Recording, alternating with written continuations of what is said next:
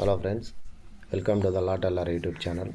ఇప్పుడు నేను చెప్పబోయే టాపిక్ ఏంటంటే రెట్నా ప్రాపర్టీకి ఏమేం కావాలి, రెట్నా ప్రాపర్టీ బైకులు కానీ వెహికల్స్ కానీ ఏదైనా కేసుల్లో ఇరుక్కున్నప్పుడు ఏదైనా కేసులు అక్రమంగా నిర్బంధించి పోలీసు వారు సీజ్ చేసి పోలీస్ స్టేషన్లో పెడతారు. అటువంటప్పుడు రెట్నా ప్రాపర్టీకి సంబంధించి పిటిషన్ ఎలా ఫైల్ చేసుకోవాలి, రెట్నా ప్రాపర్టీ పిటిషన్ ఫైల్ చేసుకోవడానికి ఏమేమి రిక్వైర్మెంట్ డాక్యుమెంట్స్ కావాలనేది ఇప్పుడు నేను చెప్పదలుచుకున్నాను.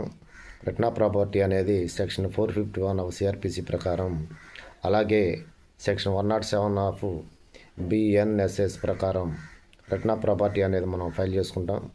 రెట్నా ప్రాపర్టీ అనేది ఏదైనా పోలీస్ కేసులో, క్రిమినల్ కేసుల్లో లారీలు కానీ వెహికల్స్ ఏమైనా కానీ 2 wheeler or 3 wheeler or 4 wheeler ఏ వెహికల్, ఎనీ వెహికల్ యాక్సిడెంటల్గా వెహికల్స్ ఏమైనా అయినప్పుడు వాటిని సీజ్ చేస్తారు. అలాగే గ్యాంబ్లింగ్లు, పేకాటలు, ఓడిపందాల కేసుల్లో వాటిలో న్యూసెన్స్ కేసుల్లో కూడా పోలీసు వారు కేసులు కట్టి ఆ బళ్ళను సీజ్ చేస్తారు. అటువంటప్పుడు ఆ బళ్ళని మనం రెట్నా ప్రాపర్టీ పిటిషన్ కింద కోర్టులో ఫైల్ చేసుకుని తీసుకోవాలంటే ఫస్ట్ ఆఫ్ ఆల్ బండి ఓనర్, అంటే బండి ఎవరి పేరున ఉందో ఆ ఓనర్ గారిది ఆధార్ కార్డు కావాలి.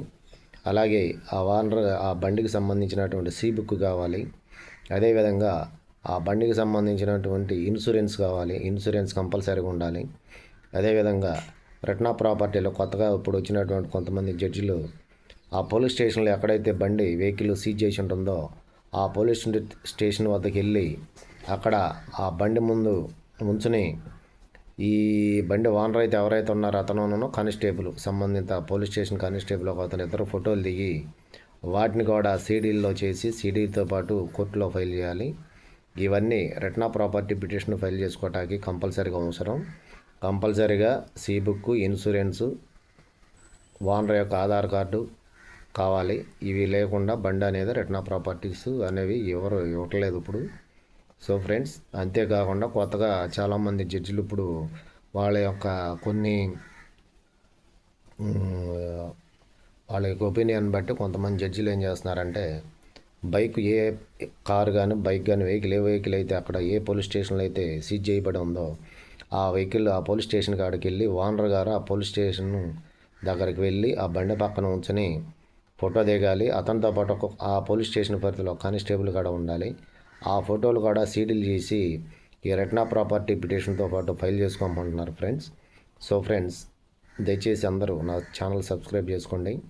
రెట్నా ప్రాపర్టీకి సంబంధించి BNSS section 107 of the BNSS, అలాగే ఓల్డ్ సిఆర్పిసి వచ్చి 451 ఆఫ్ సిఆర్పిసి కింద ఫైల్ చేసుకుంటాం. ఇప్పుడైతే లేటెస్ట్గా ఈ బిఎన్ఎస్ఎస్ వచ్చినాక బిఎన్ఎస్ఎస్ సెక్షన్ 107 కింద ఫైల్ చేసుకోవాలి.